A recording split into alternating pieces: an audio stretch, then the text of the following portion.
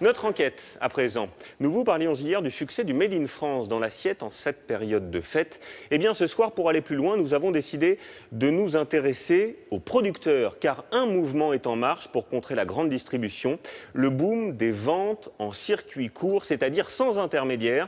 Tout le monde en profite, ça coûte moins cher aux clients et ça rapporte plus aux vendeurs. Laurence Decherf avec Fabien Tormos. Du navet, ça celui-là il est bien, tiens. Il est beau aujourd'hui. Même si ce ne sont pas les siens, ces fruits et légumes lui ont redonné le sourire. Pierre Priolet, cet ancien arboriculteur, vient de créer ce point de vente collectif dans l'Allier, regroupant plus de 40 producteurs.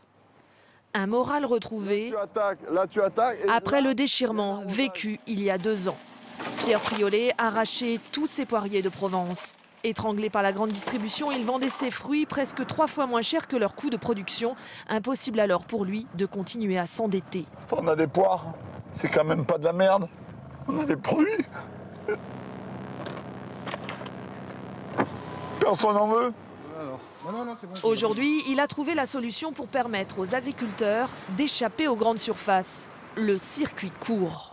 Le circuit court, c'est la vente par le producteur de sa marchandise directement au consommateur ou par un intermédiaire maximum.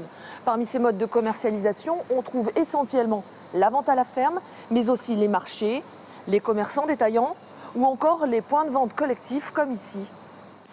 En France, 51% des miels sont ainsi vendus, 46% des légumes, 26% des fruits ou 9% des produits transformés comme les produits laitiers ou la viande.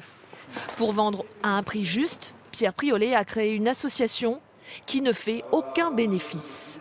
Cette Golden est payée 50 centimes par la grande distribution. Le producteur la vend 1 euro ici.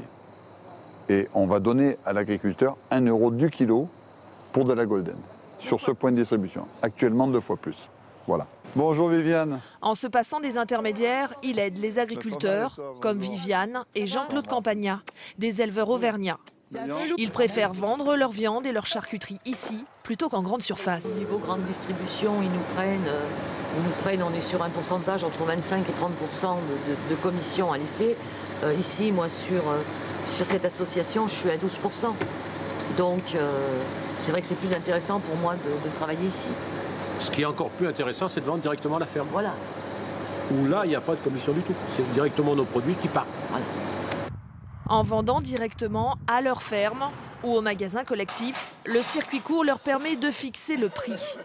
Résultat, les parents se dégagent un salaire et leur fils, Sébastien, a pu s'installer avec eux. Pour la grande distribution, les collègues travaillent à perte. Nous aujourd'hui, avec la vente directe et notre circuit court, on arrive à revaloriser ces produits-là. Si demain matin, ou si on n'avait pas fait le choix de la vente directe, il n'y aurait plus de cochons sur l'exploitation, ça c'est sûr. Toute la famille s'est retroussé les manches. Ces éleveurs sont aussi devenus bouchers et vendeurs.